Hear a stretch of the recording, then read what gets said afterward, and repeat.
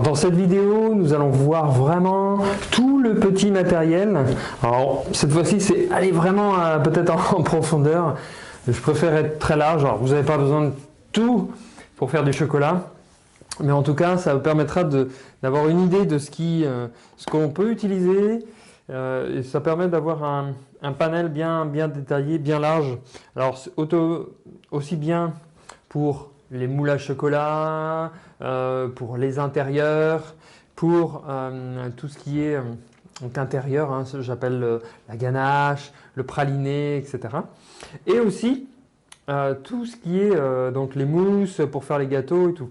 Bon, j'ai pas été jusqu'à vous tout détailler, mais il y a des choses qui sont simples comme les bassines, les récipients, je veux dire, les fouets, etc. Donc moi, on va commencer par rapport aux différents ustensiles que peut-être que vous ne connaissez pas ou peu. Donc nous, on appelle ça, dans notre jargon, c'est des cornes. Donc ça, c'est en plastique, ce qui vous permet, alors il y a différentes tailles, hein, ça ne coûte pas très cher. Et ça vous aide vraiment à bien, alors corner on appelle ça, bien faire tout le tour. Par exemple, dans un récipient à l'intérieur pour ne laisser plus de matière et que ce soit super propre. Donc voilà, vous avez là, j'ai une pince en bois, ce qui vous permet de prendre des éléments, par exemple une noisette, vous voulez la poser sur votre gâteau pour le finir. Voilà, vous avez comment dirais-je, un zesteur, très important pour les infusions. Ou encore un canneleur, vraiment pour faire des petites décorations sur vos chocolats, ou en tout cas pour vos préparations. Là, j'ai mis quelques différentes douilles, hein, des douilles en inox ou en polycarbonate, ou des douilles spéciales décoration, hein, souvent utilisées. Ces petites douilles-là, bon, j'en ai mis qu'une, mais il existe des centaines et des centaines de différentes douilles qui vous permettent, si vous connaissez un petit peu les cupcakes ou les gros gâteaux décorés, bah c'est vraiment toutes ces petites douilles-là. Donc avec bien évidemment les poches associées, hein, voilà, pour mettre donc les intérieurs et faire vos pâtisseries au chocolat. Avec ces douilles-là, vous avez aussi eh bien par exemple des pics en bois, soit pour faire tout simplement vos fondus au chocolat, ou pour faire des petits pics, par exemple, on va prendre des chamallows, vous les faire fondre avec le chocolat, etc. Bien sûr, j'ai repris un moule en silicone couleur chocolat. Vous avez les pinceaux. Alors les pinceaux, vous allez me dire, ouais, mais à quoi ça sert? C'est peut-être pour vraiment prendre un moule en chocolat et le peindre de chocolat. Nous verrons ça dans la formation, que ce soit pour la couleur ou autre. Et là, de différentes tailles, vous avez l'effet faux bois. Alors ça, c'est pareil, je vous montrerai dans la formation comment faire un effet faux bois. Donc par exemple, vous mettez un petit filet de chocolat noir et vous finalisez par du chocolat blanc, et donc ça fait un effet de faux bois avec le tronc, hein. Vous verrez, c'est un petit coup de main à prendre. Vous avez, si vous voulez faire de la décoration ou des fonds, c'est pareil, c'est un rouleau. Alors ça, c'est un rouleau peinture, comme pour la peinture, mais avec un petit peu nid d'abeille qui vous permet d'avoir une texture vraiment différente. Ça, c'est pareil, on vous montrera ça dans la formation. Là, vous avez ça s'appelle des rondoïdes, un rondoïde, hein, donc un rouleau de film plastique spécial gâteau.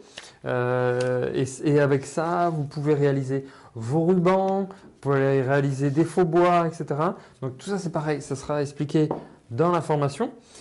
Là, vous avez des moules en état en métal, alors je ne sais plus la matière exacte. Vous les mettez en fait au congélateur pendant 24 heures, 48 heures, et vous pouvez les sortir et les tremper dans le chocolat à température, qui vous donnera en fait la forme du moule directement. Donc vous avez aussi donc tout ce qui est spatules. Alors ça, pour racler les différents, comment dirais-je, moules, pour ébarber, en tout cas ébarber, c'est-à-dire enlever le surplus, ou bien vos gâteaux pour les étaler pour qu'ils soient vraiment à un niveau vraiment super propre, pour le glaçage, etc. Donc vous avez vraiment, alors ça c'est indispensable pour mélanger le chocolat, donc des spatules donc en plastique, ils peuvent être aussi en bois. Vous avez les marises, pour vraiment bien racler comme un peu la corne.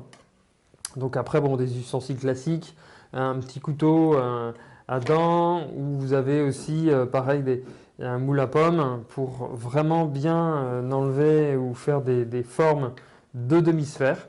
Bien sûr, un couteau d'office, un couteau simple, très utilisé, économe, bien évidemment. Des cercles, alors j'en ai mis un pour vous donner une idée, mais bon, il existe différentes tailles, différentes hauteurs pour faire vos gâteaux, vos mousses ou au chocolat ou autre. Le matériel qui est indispensable, c'est bien évidemment le thermomètre, qui vous permet donc de le mettre dans le chocolat et puis de savoir la courbe de température pour avoir le brillant le plus important. Vous avez également donc dans le thermomètre à infrarouge. Alors c'est vraiment le point le plus important parce que moi j'adore travailler avec ce type de produit parce que ça vous donne une précision en une seule gâchette. Paf, en gâchette, ce qui vous permet de mélanger le chocolat sans que le thermomètre tombe dans le chocolat, etc. Ça, c'est vraiment top du top. Vous avez autrement ce que je vous présente, des récipients, ce qui vous permet de remplir de chocolat et puis de faire les formes que vous voulez, soit des mendiants, soit remplir des moules avec précision. Ça, c'est un point super bien, c'est très très pratique. Vous pouvez en avoir de différentes formes et tout. Vous pouvez vous en procurer sur Internet.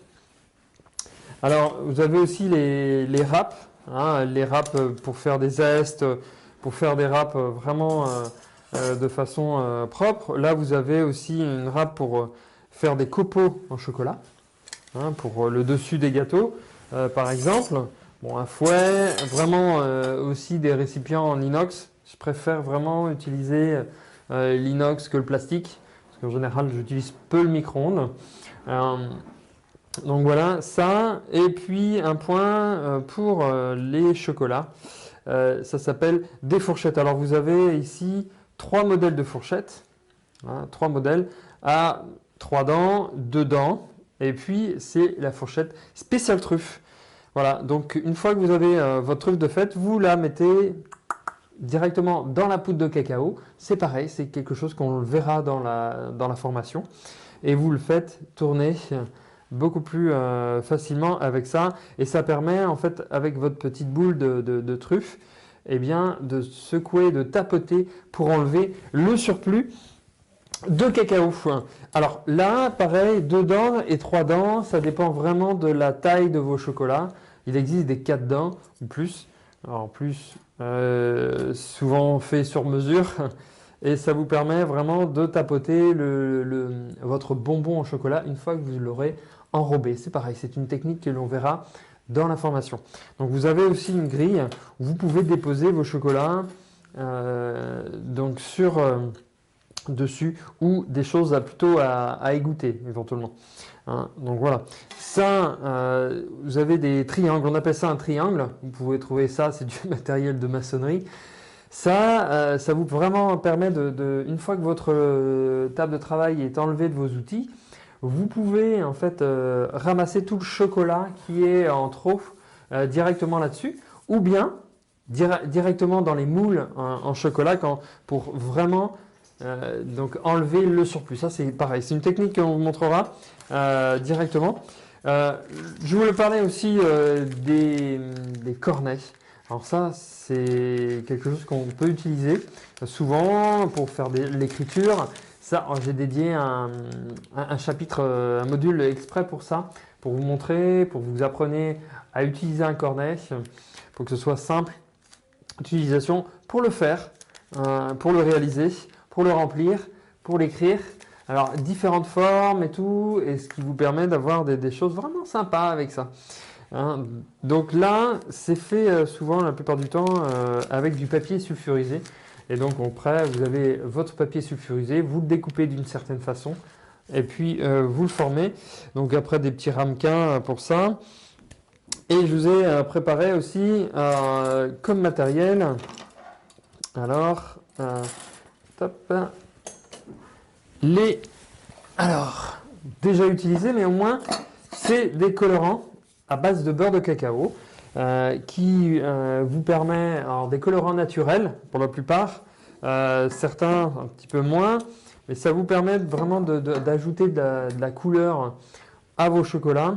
Au niveau de vos moulages, alors il existe différentes couleurs, vous avez de l'or, du silver, donc de l'argent, ça permet de magnifier vos chocolats et tout ça c'est pareil, ça sera expliqué dans la formation.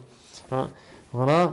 Et ce qu'on peut dire aussi, moi j'utilise beaucoup le film alimentaire qui permet vraiment de bien conserver vos aliments et vos produits.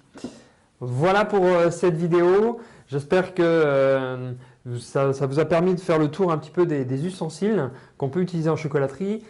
Je vais juste après, on va utiliser donc les ustensiles, plutôt je dirais les machines, en tout cas les petites machines pour faire du chocolat. Donc je vous dis ça, à tout de suite.